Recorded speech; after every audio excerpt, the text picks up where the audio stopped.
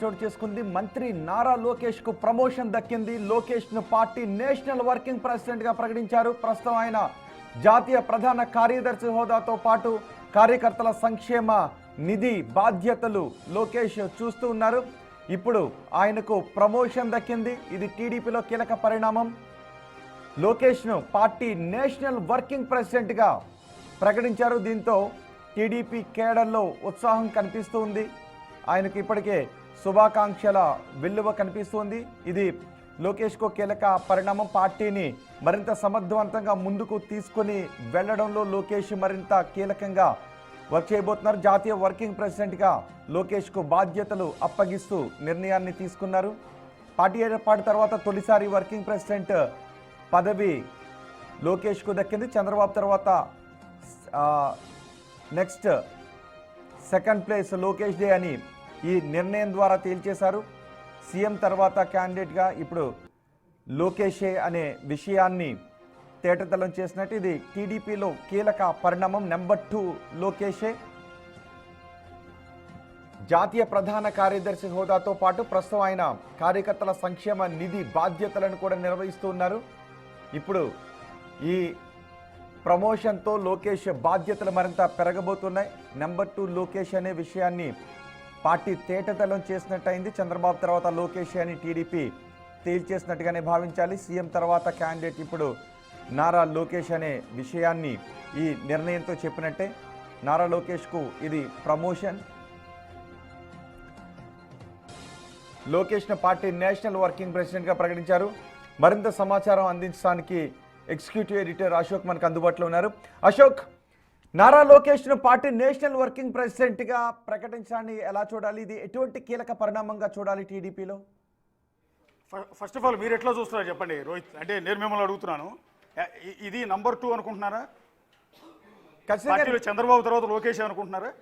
ఖచ్చితంగా అదే, చంద్రబాబు తర్వాత లోకేష్ అనే సంకేతాలను టీడీపీ ఇచ్చేసింది అనే చర్చ జరుగుతోంది. అదే ఇప్పుడు యాక్చువల్లీ మీరు అనుకున్నా నేను అనుకున్నా ఎంటైర్ టీడీపీ కార్యకర్తలందరూ ఇప్పటివరకు ఏమనుకుంటున్నారు అంటే నంబర్ 2 లోకేషే, నెక్స్ట్ సీఎం క్యాండిడేట్ కూడా లోకేషే, చంద్రబాబు రాజకీయ వారసుడు లోకేషే. ఇది ఇంటర్నల్గా మనందరం అనుకుంటున్నది, పార్టీ కార్యకర్తలు అనుకుంటున్నది. ఇప్పుడు ఓపెన్ అప్ చేసింది పార్టీ. ఎంతలా అంటే మీరు గమనిస్తే 1983లో తెలుగుదేశం పార్టీ ప్రారంభించారు ఎన్టీఆర్. అప్పటి నుంచి ఇప్పటి వరకు ఈ 45 ఏళ్లలో వర్కింగ్ ప్రెసిడెంట్ అనే పోస్టు టీడీపీలో ఎంతవరకు లేదు. గమనించారా రోహిత్? ఇంతవరకు వర్కింగ్ ప్రెసిడెంట్ అనే పోస్టే లేదు. ఫస్ట్ టైం వర్కింగ్ ప్రెసిడెంట్ అనే ఒక పోస్టుని క్రియేట్ చేసి నేషనల్ వర్కింగ్ ప్రెసిడెంట్గా నారా లోకేష్ పేరుని ఇప్పుడు అనౌన్స్ చేశారు. ఇప్పుడు ఎంటైర్ 185 మందితో పొలిట్ బ్యూరో సభ్యులు కానీ, రాష్ట్ర కమిటీలు కానీ, జాతీయ కమిటీలు అన్ని ప్రకటించినా కూడా అందులో హైలైట్ అయ్యేది లాస్ట్ పేజ్లో ఉన్న ఈ నారా లోకేష్కి సంబంధించిన వ్యవహారం. పర్టికులర్గా నేషనల్ వర్కింగ్ ప్రెసిడెంట్గా ఒకే ఒక వ్యక్తిని ఎన్నుకున్నారు. ఇప్పుడు అంటే మీరనొచ్చు, చాలామందికి డౌట్ రావచ్చు, ఆల్రెడీ ఆయన పార్టీ నేషనల్ జనరల్ సెక్రటరీగా కొనసాగుతున్నారు కదా. నేషనల్ జనరల్ సెక్రటరీ కంటే పెద్ద పోస్ట్ ఏముంటుంది అనుకోవచ్చు. కానీ కొద్దిసేపు క్రితం మనం టీడీపీ నేతలతో మాట్లాడినప్పుడు వాళ్ళు అంటున్నది ఏంటంటే నేషనల్ జనరల్ సెక్రటరీ నలుగురు ఉంటారు పార్టీలో. ఆ నలుగురిలో ఒకడు లోకేష్. కానీ వర్కింగ్ ప్రెసిడెంట్ అనే పోస్టు ఒక్కటి మాత్రమే ఉంటుంది. సో అది చంద్రబాబు నాయుడు తర్వాత, అంటే నేషనల్ ప్రెసిడెంట్ తర్వాత వర్కింగ్ ప్రెసిడెంట్దే కీ రోల్ ఉంటుంది. కాబట్టి పార్టీలో నంబర్ 2 ఎవరు అంటే చంద్రబాబు తర్వాత నారా లోకేష్. ఇన్నాళ్ళు అనధికారికంగా అనుకునేవాళ్ళు, ఇప్పుడు అధికారికంగా పార్టీ అనౌన్స్ చేసింది. బహుశా పార్టీ కార్యకర్తలందరికీ కూడా ఇది ఒక పండుగ చేసుకునే సందర్భంగానే మనం చూడాల్సి ఉంటుంది. ఇది ఎప్పుడు ఇస్తారా అని ప్రతి ఒక్కళ్ళు కూడా వెయిట్ చేస్తున్నారు. ఒకనొక దశలో చంద్రబాబు నాయుడు సీఎం పదవి నుంచి తప్పుకుని నారా లోకేష్కి ఆ బాధ్యతలు అప్పగిస్తారు అన్న ప్రచారం కూడా జరిగింది ఆ మధ్యకాలంలో. సో దాన్ని నారా లోకేష్ కూడా ఖండిస్తూ వచ్చారు. పార్టీని ఏ నిర్ణయం తీసుకుంటే దానికి కట్టుబడి ఉంటారని ఆయనే చెప్పుకుంటూ వచ్చారు. ఇప్పుడు పార్టీ అంటే ఒకటి చంద్రబాబు నాయుడు, 2 నారా లోకేష్. సో మీకు తెలంగాణలో బీఆర్ఎస్ ఉంది, కేసీఆర్ పార్టీ అధ్యక్షుడిగా ఉంటారు, వర్కింగ్ ప్రెసిడెంట్గా కేటీఆర్ ఉంటారు. అంటే కేసీఆర్ తర్వాత ఎవరు నెక్స్ట్ సీఎం క్యాండిడేట్ అంటే కేటీఆర్ఏ. సో అదే క్రమంలో ఇదే వర్కింగ్ ప్రెసిడెంట్ పోస్ట్ని ప్రస్తుతం ఆంధ్రప్రదేశ్లో కూడా ఇంప్లిమెంట్ చేశారు. అది కూడా తెలుగుదేశం పార్టీలో ఇంప్లిమెంట్ చేశారు. ఇన్నాళ్ళు లేనిది, పార్టీ ఆవిర్భావం తర్వాత 4 దశాబ్దాల తర్వాత లేని ఒక కొత్త పోస్ట్ క్రియేట్ చేసి ఆ పోస్ట్లో నారా లోకేష్కి ప్రమోషన్ ఇచ్చి తీసుకెళ్ళి ఇప్పుడు కూర్చోబెడుతున్నారు. ఎందుకంటే పార్టీ మొత్తాన్ని ప్రస్తుతం నడుపుతున్నది కూడా ఒక విధంగా నారా లోకేష్. ఎందుకంటే చంద్రబాబు నాయుడు ప్రస్తుతం ఆంధ్రప్రదేశ్ పరిపాలన మీద దృష్టి పెడితే పార్టీ మొత్తాన్ని బ్యాక్ ఎండ్లో ఉండి నడిపిస్తున్నది, కార్యకర్తల్ని ఉత్సాహపరుస్తున్నది, పార్టీ కార్యకర్తను ఎంకరేజ్ చేసుకుంటుంది, పార్టీలో ఉన్న కేడర్ మొత్తాన్ని కాపాడుతున్నది, ఇంకా అంత బలోపేతం చేస్తున్నది. సో వీటన్నిటినీ అశోక్ నిజానికి అవునన్నా కాదన్నా ఎటువంటి పదవి ఇచ్చినా నెంబర్ 2 లోకేషే, చంద్రబాబు తర్వాత నెక్స్ట్ లోకేషే అనేది టీడీపీ ఎరిగిన సత్యం, టీడీపీ నేతలు జగమెరిగిన సత్యం. మరి అలాంటప్పుడు మళ్ళీ ఈ పోస్ట్ ఇప్పటివరకు లేని ఈ పోస్ట్ను క్రియేట్ చేసి ఇవ్వడంలో ఉద్దేశం ఏంటి? ఎస్, ఇదే అనుకునేదే. అంటే మీకు ఇన్నాళ్ళు అనుకోవటం వేరు, ఇప్పుడు ఆ పదవి కట్టబెట్టడం వేరు. ఇప్పుడు నేషనల్ జనరల్ సెక్రటరీగా ఉన్నాడు, నలుగురిలో ఒక్కడుగా ఉన్నాడు. అలా కాదు వర్కింగ్ ప్రెసిడెంట్, అంటే ప్రెసిడెంట్ ఏమో తండ్రి చంద్రబాబు నాయుడు, వర్కింగ్ ప్రెసిడెంట్ కొడుకు నారా లోకేష్. ఇప్పుడు ఇక్కడ president KCR, working president KTR. అంటే కేసీఆర్ తర్వాత కేటీఆర్, చంద్రబాబు నాయుడు తర్వాత నారా లోకేష్. ఇది అనుకోవటం వేరు. అంటే ఆ ప్రత్యేకతను డైరెక్ట్ గా చూపించడం కోసం అని రైట్? అంతే కదా. ఒక పోస్ట్ ఒకటి లేని పోస్టులు ఫస్ట్ టైం ఒకటి క్రియేట్ చేసి నెక్స్ట్ చంద్రబాబు నాయుడు తర్వాత సీఎం క్యాండిడేట్ నారా లోకేష్ అని ఇండైరెక్ట్గా ప్రజలందరికీ కూడా వర్కింగ్ ప్రెసిడెంట్ పోస్ట్ చెప్తున్నారు. ఇప్పుడు వర్కింగ్ ప్రెసిడెంట్ అంటే ఇన్నాళ్ళు పార్టీ వర్కింగ్ ప్రెసిడెంట్గా బ్యాక్ ఎండ్లో ఉండి నడిపిస్తున్నాడు. పార్టీ అధ్యక్షుడు చంద్రబాబు నాయుడు అయినప్పటికీ, పొలిట్ బ్యూరో సభ్యులు ఉన్నప్పటికీ, పార్టీలో కొత్తగా ఎవరిని చేర్చుకోవాలన్నా లేకపోతే వారి మీద యాక్షన్ తీసుకోవాలన్నా, ఎవరికి ఎమ్మెల్యే టికెట్లు ఇవ్వాలి, ఎవరికి నామినేటెడ్ పోస్టులు ఇవ్వాలి, వీటన్నిటిలో కూడా కీ రోల్ ఎవరిది? నారా లోకేష్దే. కానీ ఇదంతా తెర వెనక జరుగుతుంది. కానీ ఇప్పుడు వర్కింగ్ ప్రెసిడెంట్ అనే పోస్టు క్రియేట్ చేయడం ద్వారా ఒక స్టాంప్ వేసి బల్లగుద్ది నారా లోకేష్ మీ నాయకుడు అని డైరెక్ట్గా కార్యకర్తలందరికీ చెప్పడం, ఇండైరెక్ట్గా అటు కూటమిలో ఉన్న బీజేపీకి కావచ్చు, కూటమిలో ఉన్న జనసేన పార్టీకి కూడా ఇది చెప్తున్నారు. ఇంకా అపోజిషన్ పార్టీలో ఉన్న వైఎస్ఆర్ కాంగ్రెస్ పార్టీ కూడా ఈ సూచన ఇస్తుంది. అంటే అదిగో లీడర్ తయారైపోయాడు, నెక్స్ట్ జనరేషన్ పార్టీలో తయారైపోయింది అనేది డైరెక్ట్గా. నిజానికి మంత్రివర్గ కూర్పు సమయంలోనే ఈ చర్చ పెద్ద ఎత్తున జరిగింది. సీఎం చంద్రబాబు అయినా మొత్తం క్యాబినెట్ అంతా లోకేష్ టీం అనే చర్చ అప్పుడు జరిగింది. నిజానికి కనిపిస్తుంది కూడా అదే, సీనియర్లను పక్కన పెట్టి లోకేష్ టీమే క్యాబినెట్లో ఉంది. అప్పుడే సంకేతాలు ఇచ్చేశారు. సో ఇప్పుడు మళ్ళీ నేషనల్ వర్కింగ్ ప్రెసిడెంట్గా ప్రకటించడంతో ఇంకా పూర్తిగా కన్ఫర్మ్ చేసినట్టే. అంతే. ఇప్పుడు లాస్ట్ టైం ప్రచారం జరిగింది. యాక్చువల్లీ చంద్రబాబు నాయుడు తప్పుకుని నేషనల్ పాలిటిక్స్లోకి వెళ్ళబోతున్నారు, నారా లోకేష్ని ఇక్కడ సీఎంగా చేయబోతున్నారు.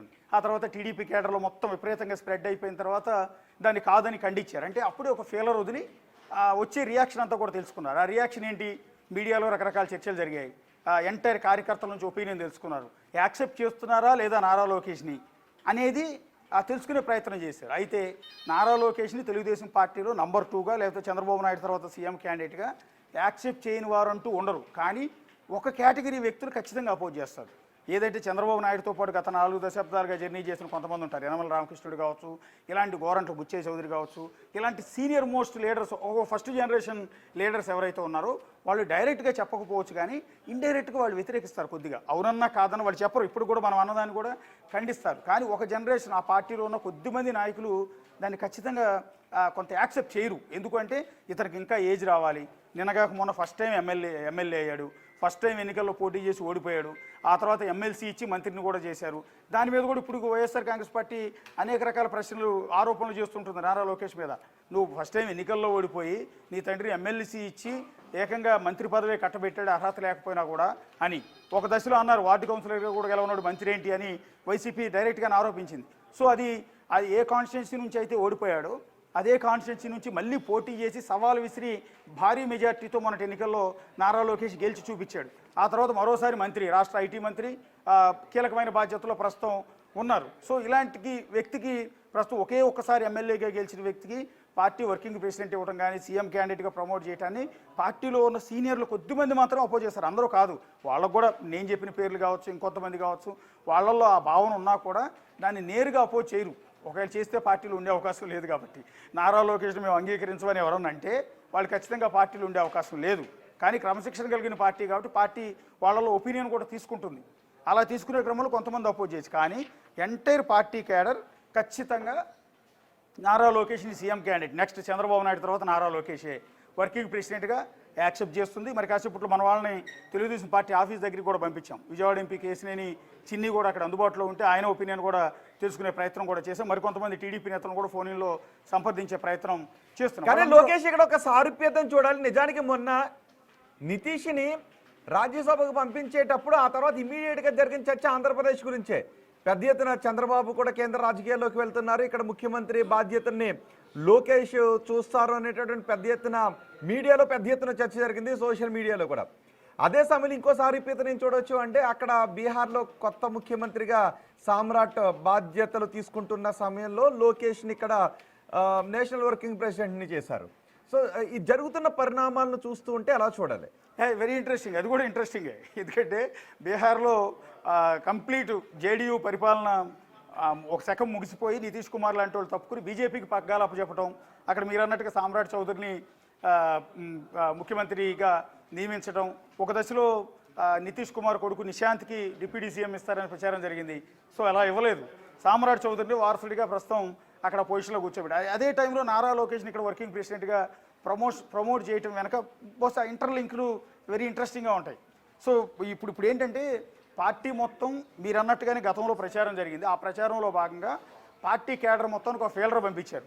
ఆ ఫెయిలర్లో 99% నారా లోకేష్ని మేము యాక్సెప్ట్ చేస్తున్నాం, మా నాయకుడిగా నారా లోకేషే కావాలి, వర్కింగ్ ప్రెసిడెంట్ చేయండి, లేకపోతే ప్రెసిడెంటే చేయండి, ఇంకోటి చేయండి, మేము యాక్సెప్ట్ చేస్తున్నాం అన్న ఆ సంకేతాలు పార్టీ అధిష్టానానికి పార్టీ కార్యకర్తలు అంతా ఇచ్చారు. నేను చెప్పినట్టుగా కొద్దిమంది తప్ప మిగిలిన ఇప్పుడున్న నెక్స్ట్ ఈ జనరేషన్ కార్యకర్తలు కావచ్చు, మొదటి జనరేషన్ కార్యకర్తలు కావచ్చు, మధ్యలో వాళ్ళు కావచ్చు, ఏకగ్రీవంగా నారా లోకేష్ని వాళ్ళంతా యాక్సెప్ట్ చేస్తూ ఉన్నారు. ఈ క్రమంలో ఇప్పుడు వర్కింగ్ ప్రెసిడెంట్ ద్వారా మరోసారి అధికారికంగా కార్యకర్తల ముందుకి ప్రజల ముందుకి తీసుకెళ్తున్నారు. రేపటి నుంచి పార్టీ భారం మొత్తాన్ని కూడా నారా లోకేష్కి అప్పగిచ్చేస్తారు. ఆల్రెడీ అతనే మోస్తున్నాడు, ఇండైరెక్ట్గా మోస్తున్నాడు. సో ఇప్పుడు పార్టీ కార్యకర్తలకు ధైర్యం చెప్పడానికి నారా లోకేష్ క్యాపబుల్లా కాదా అన్నది విపరీతమైన డిస్కషన్ ఉంది. గతంలో పప్పు సుద్దా అంటూ వైఎస్ఆర్ కాంగ్రెస్ పార్టీ నేతలు అనేక మంది ఆరోపణలు చేశారు. అతని మీద రకరకాల మీమ్స్ వచ్చాయి. ప్రపంచంలో ఇంత పెద్ద ఎత్తున ట్రోలింగ్ని ఎదుర్కొన్న లీడర్ ఎవరైనా ఉన్నారంటే నారా లోకేష్ ఒక్కడే. సో అయినా కూడా ఛాలెంజ్గా తీసుకుని ఎక్కడ ఓడిపోయాడు, మళ్ళీ అక్కడ గెలిచాడు, భారీ మెజార్టీతో గెలిచి చూపించాడు. పరిపాలనలో తండ్రి తర్వాత నేను ఇంత బాగా చేయగలను అని తన కెపాసిటీని ప్రూవ్ చేసుకునే ప్రయత్నం Nara Lokesh day by day చేస్తూ ఉన్నారు.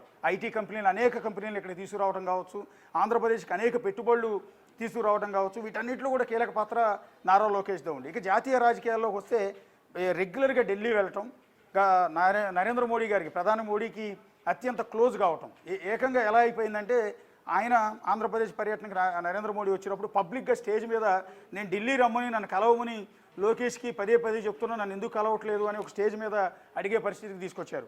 ఆ తర్వాత ఇప్పుడు అదే నరేంద్ర మోడీని ఇప్పటికి 3-4 సార్లు ఆయన వెళ్ళి కలిసి ఆయన ఆశీర్వాదం కూడా తీసుకుని వచ్చిన పరిస్థితి. అంటే నరేంద్ర మోడీకి నచ్చిన యువ నాయకుల్లో నారా లోకేష్ ఒకరుగా ప్రస్తుతం చేరిపోయారు. సో ఇదంతా కూడా తన క్యాపబిలిటీ నిరూపించుకునే క్రమంలో అడ్మినిస్ట్రేషన్ మీద ఉన్న పట్టు, పార్టీ మీద ఉన్న పట్టు, ఇదంతా ప్రూవ్ చేసుకున్న తర్వాత ఇప్పుడు వర్కింగ్ ప్రెసిడెంట్గా ఈ పదవి ఇవ్వడం జరిగింది. వాస్తవానికి 2024 ఎన్నికల్లోనే ఎమ్మెల్యే క్యాండిడేట్ని సెలెక్ట్ చేయడం కావచ్చు, ఎమ్మెల్సీలకి ఇవ్వటం కావచ్చు, ఎంపీ క్యాండిడేట్ని సెలెక్ట్ చేయడం కావచ్చు, పార్టీ పునర్నిర్మాణం కావచ్చు, పార్టీలో నామినేటెడ్ పోస్టులు ఇవ్వటం కావచ్చు, ఇవన్నీ కూడా 95% నారా లోకేష్ చేశారు.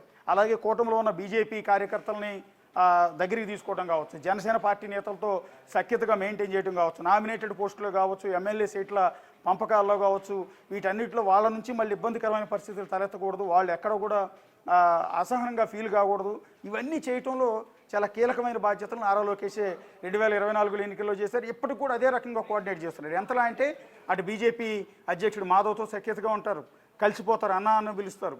నెక్స్ట్ అదే కూటమిలో ఉన్న పవన్ కళ్యాణ్తో ఎక్కడ చిన్న గ్యాప్ అనేది రాకుండా నా ఫ్యామిలీ మెంబర్, నా అన్న అంటూ పబ్లిక్గా స్టేజ్ మీదే పవన్ కళ్యాణ్ అన్న అని పిలవటం, ఆయన్ని దగ్గరికి తీసుకునే ప్రయత్నం చేయటం, ఆయన దగ్గర ఆశీర్వాదం తీసుకోవడం, కాళ్ళు మొక్కి ప్రమాణ స్వీకారం రోజు పవన్ కళ్యాణ్ దగ్గర ఆశీర్వాదం తీసుకున్నాడు నారా లోకేష్. ఇండైరెక్ట్గా సంకేతాలు అంటే ఇవన్నీ కూడా నేను ఇవన్నీ నడపగలను, ఎలాంటి సిచ్యువేషన్ అయినా ఫేస్ చేసి అదే తెలుగుదేశం పార్టీని ముందుకు తీసుకెళ్ళగలిగిన సత్తా నాకుంది, జాతీయ రాజకీయాలు నరేంద్ర మోడీ లాంటి వారికి కూడా దగ్గర కాగలిగిన కెపాసిటీ నాకుంది అనే సంకేతాలని నారా లోకేష్ ఇవ్వగలిగారు.